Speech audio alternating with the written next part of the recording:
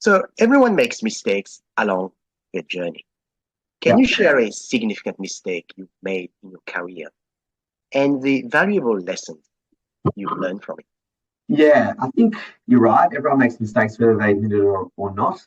I think you never learn anything from always being right. It's a pretty common saying. So it's actually really important to own your mistakes and sort of lean into it.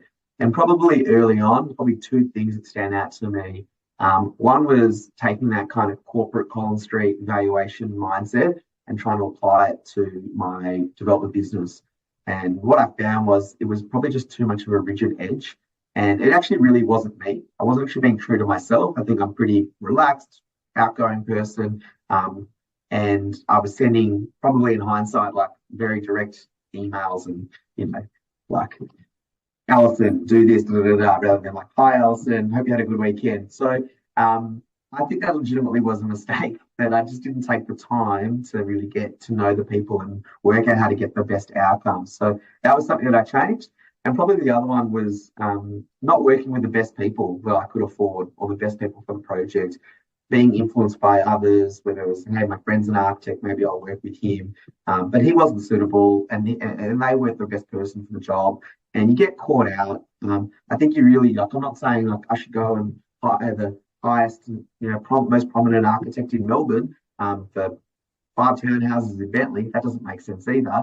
But I certainly shouldn't be hiring a drafts person that doesn't have the right experience. So that was frustrating and costly early. But I think now I've got a good team and a good formula, and probably do a few more cross checks to make sure that everyone will play nice. But removing someone from a project is not something I'd ever want to do again. And it, again, is very costly from a time and funds expense perspective. So I always kind of write the whole list out and then check and say, yeah, okay, I think we've got the good team here. Okay, beautiful. The property market can be quite volatile. How do you stay resilient and adaptable in the face of economic challenges and market fluctuations?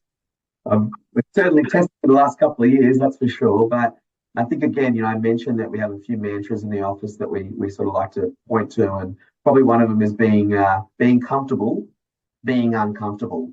So, I could never predict that interest rates would do what they've done or construction costs. But you have to be comfortable in that kind of chaos. Ultimately, I can't control it. So there's no point in me pulling out all my hair and crying in a corner. There is no escaping. Maybe it's a bit crude, but in development, you're not half pregnant, right? Like the baby has to come. That's the project. You got to keep pushing. So from my perspective, I don't sort of run from problems. I probably try to think that we lean into them, and not in an embarrassing or frustrating way. Like, we might be frustrated, but ultimately, if we've made a mistake, there's still always time to correct things. There's still the opportunity to sort of really problem solve. So if you're not comfortable in that mentality, and you get comfortable being uncomfortable, then I think it's not the right industry for you. And if anything, the last couple of years have probably shook up the industry a bit. Maybe we've got less developers or less people that call themselves developers, because when things have been harder, they've been found out. So, again, I think it's been a challenging almost 5 years, but probably at least 3. And hopefully there's better times ahead where we don't have to be uncomfortable all the time. Right.